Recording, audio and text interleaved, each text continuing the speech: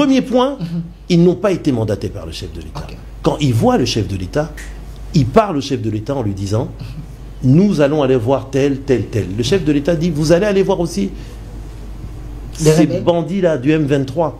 Ils disent oui. Le chef d'État dit « C'est votre droit de le faire, mais moi je vous dis que je ne parlerai pas avec ces gens-là parce que ces gens ne sont que des marionnettes du Rwanda ». Les religieux entendent ça, ils acceptent quand même d'aller voir Nanga à Goma, en passant sans doute par Kigali, je ne sais pas par quel parcours ils sont passés.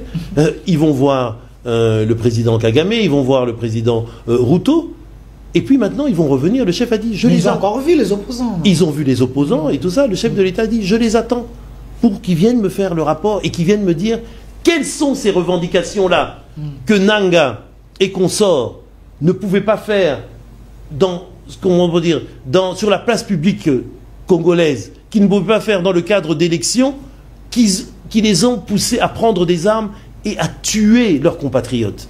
Ça, c'est inacceptable. Donc, de ce point de vue-là, ce qu'il faut bien comprendre, c'est que le CC et la SENCO ont fait une initiative privée.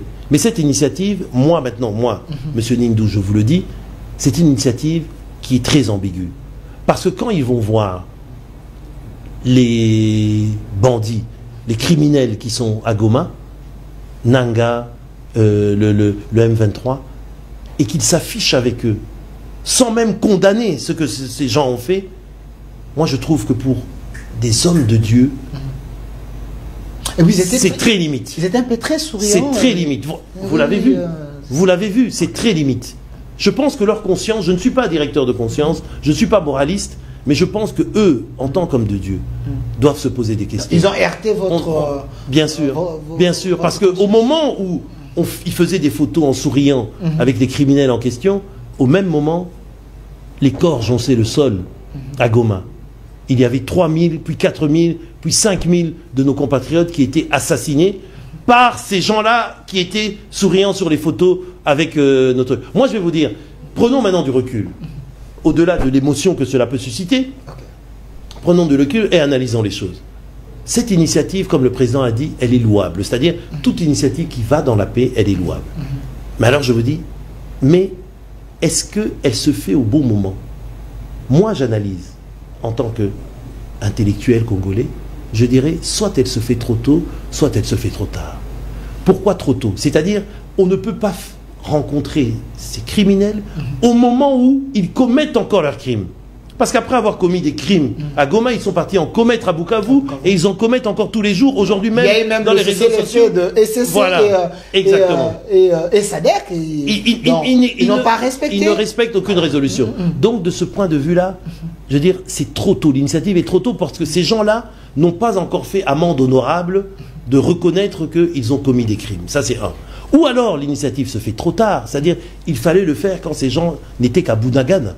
Il ne fallait pas attendre qu'ils prennent Goma. Pourquoi avoir attendu qu'ils prennent Goma? Puisque ça fait depuis 2022 que les évêques disent que eux ils veulent prendre des initiatives de paix. Donc c'est peut-être trop tard. Donc en fait ce que moi, personnellement, je dis à nos évêques, bonne initiative, mais simplement réfléchissez au timing dans lequel vous le faites. C'est pour ça que je préfère... C'est la position du chef de l'État. C'est ma position à moi. Le chef de l'État a dit que quand il les recevra, il leur réserve sa position, il le dira. On a le droit d'analyser.